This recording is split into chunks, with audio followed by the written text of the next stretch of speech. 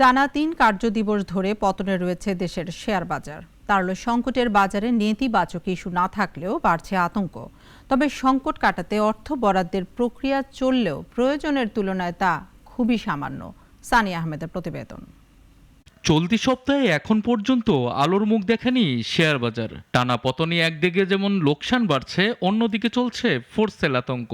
গেল 3 দিনে সূচক কমেছে 113 পয়েন্ট।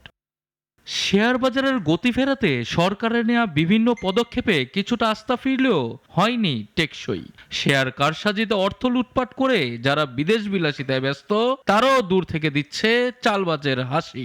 ব্যাংকে তো সরকারি বন্ড কিনছে, এখান থেকে টাকা নিয়ে ইন্ডিভিজুয়ালি কিনছে। তো 15,000 20,000 কোটি টাকা শেয়ার বাজার থেকে চলে গেলে এটা নিচের দিকে অ্যাডজাস্ট হবে না। এটা তো সিম্পল ম্যাথ। ওই 15,000 কোটি টাকা তো আর কেউ এখানে দিচ্ছে না।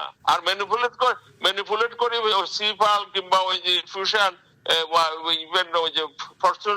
ওইসব টাকা তো বিদেশে নিয়ে গেছে 5,000 কোটি। এদিকে চলমান সংকট কাটাতে আইসিবিকে 3,000 কোটি টাকা বরাদ্দের চিঠি দেওয়া হয়েছে বাংলাদেশ ব্যাংকে। অর্থ বরাদ্দ পেলে চলমান সংকট কিছুটা কাটলেও তা প্রয়োজনের তুলনায় খুব সামান্য। তবে সুদ হার কমলে বাজারে বৃদ্ধি পাবে তারল্য। এমনি শূন্যতার মধ্যে শেয়ার বাজার খুব বেশি আশা করা ঠিক না। আইসিবি সেইটা এখনো গভর্নর সাহেবের টেবিলে গেছে মাত্র, এখনই খবর নিছি। তো ওটা দেখা যাক না, ওটা দিয়ে তো খুব বেশি হবে না। ওটা তো হবে ধরো সমুদ্রের মধ্যে কিছু বৃষ্টির পানি। সুদের হারটা যদি 2-3% কমতো, এটা অটোমেটিক্যালি এখানে 400-500 পয়েন্ট বাড়িয়ে যেত।